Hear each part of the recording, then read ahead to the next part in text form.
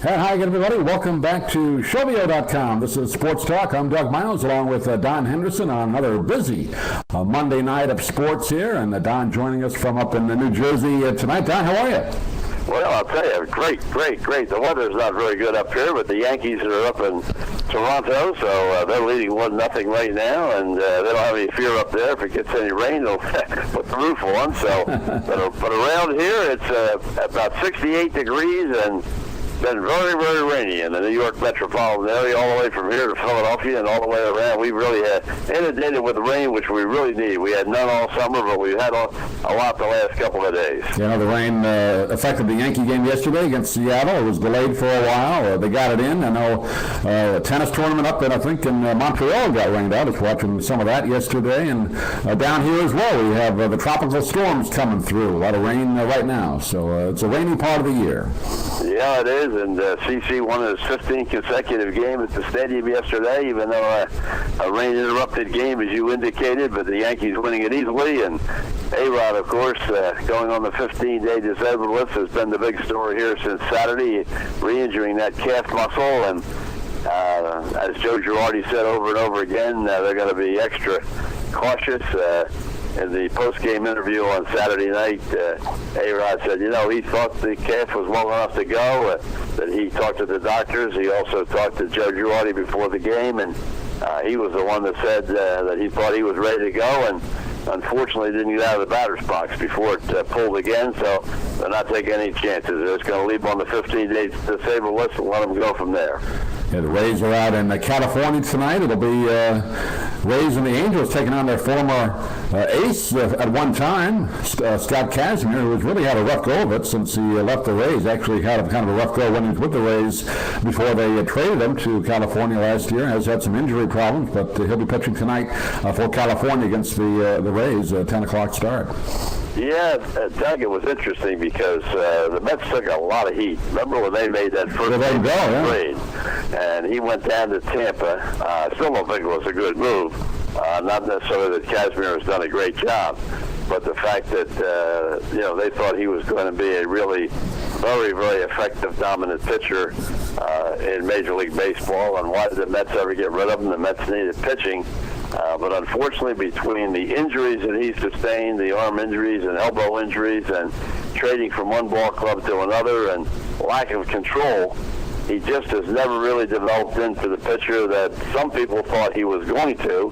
And so maybe the Mets didn't make as big a mistake as everyone thought in the beginning. I know he was down here with the Rays. A lot of what his problems were seemed to be mental. I know he had some arm problems as well, but he would kind of go into these kind of mental funks there and not lose his control out there on the mound, and he lost a lot of games that way.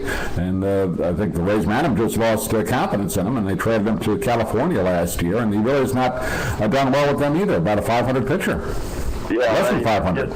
Yeah, and when you're pitching for Sosa, you really feel that his entire coaching staff, as well as his managerial skills in working with pitchers, he must have thought he saw something when they were pitching, when Kazmir was pitching against the Angels, that they could help. But obviously, so far, it hasn't worked out.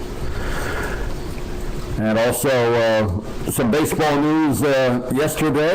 Really two announcements made yesterday. One, of course, Lou Piniella retiring after yesterday's game with the Atlanta Braves, and then Vince Scully making an announcement yesterday. One kind of sad, although not unexpected, with Lou Piniella retiring. But happy news that Vince Scully will be back for at least one more year with the Dodgers. I'm glad he decided to do that. I think just reading what he said, I didn't hear what he said, but I read his quote. He said his wife talked to him, said to him, if you're enjoying what you're doing, you might as well keep doing it, and that's what he's going to do.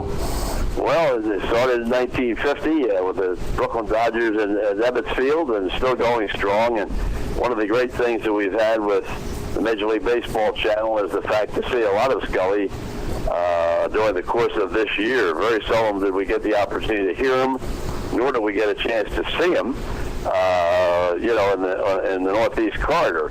But we've seen a lot up on Major League Baseball, and still does a lot of the games right by himself, and he's the cream of the crop. When you talk about the best at anything, as far as the baseball is concerned, Vince Scully is the premier broadcaster, I think, maybe of all time. He does all 9 innings on television, I believe is what they were saying. 3 of those innings they simulcast on radio, but he does it all by himself, like the old days where Red Barber would do it by himself, and then whatever innings, then he'd kick it over to his partner. I believe at the time was Jerry Doggett or Connie Desmond, and then Vin would get to do some. But back in those years, you did it by yourself. You didn't have a color man. Yeah, he, as I say, when you watch him on Major League Baseball today, he's doing primarily the game by himself. And it's great to listen to him again. Great to have the opportunity. You and I have talked about it a few times on the show. And a lot of the youngsters growing up today that never had an opportunity to listen to Vin Scully, the people in New York, of course, the older people who, as you mentioned, when he first came in with Red Barber and Connie Desmond and that group over there back in 1950, everybody knew him in the New York metropolitan area, but it's been a long time since they were there in 1958. So not many people really in this area know Scully other than if he did a national game somewhere, and he hasn't done too many of those. But as you indicated, the contract he signed is very, very workable for him. He does all the home games. He goes to San Francisco. He goes to the Padres down in San Diego, and I think he goes as far as Denver. I think he does the Rockies, right? Yeah. Yeah, I think that's as far as he goes as far as the road is concerned. I don't believe he goes any further, although he did this year. He wanted to go the first time the Dodgers went into Fenway Park. He did go and broadcast the games at Fenway Park this year, but he doesn't normally do that. That just happened to be something that he wanted to do, and it was the first time that the Dodgers and the Red Sox were playing at Fenway, and he wanted to be there and broadcast the game. I think you might have told a story, Don, that Vin got his start in broadcasting at Fenway Park, but during a football game. Wasn't that on the old Red Barber CBS Roundup show? Is that the story? That's exactly right. I'm not sure, though, that it was Fenway. It may have been in the Braves Field. Maybe that was it then, yeah. It was definitely. I'm not sure about that now. I don't want to give any misinformation here, but it was one of the two. It was either Fenway or Braves Field. But I sort of think in the back of my mind that it may have been Braves Field before, that was actually the Braves were out of there, and I'm not positive about that. I don't want to say, but it's one of the two ballparks, yes. Of course, Vin came out of Fordham University in the Bronx, was a baseball player there, and then went into the broadcasting at WFUV, which is the Fordham college radio station, really one of the most powerful college radio stations in the country. I believe they're 50,000 watts, which they were when I was up there. You could hear them all over Long Island, kind of one of our rivals at Adelphi, but a great radio station. That's where he got his start, and then went right into the booth after graduating. Red Barber, somehow, I guess maybe Vin might have sent him a letter or something like that, and Red put him on, and that was it. At 21 years old, he was doing the Dodger games. Well, you have to have a little luck to go along with it, and what happened was that the primary games that day were not real good. And Vinny was up on the roof, as I remember the story. It was a snowstorm. It was a cold day, but it was a very, very, very, very close and very interesting ball game. And Red Barber kept going back to him and going back to him, and after the course of the football season was concluded, he went to Branch Rickey and to the Dodger organization and said that he would like to, have Vin Scully come in and be a part of the broadcast team, and the rest is history.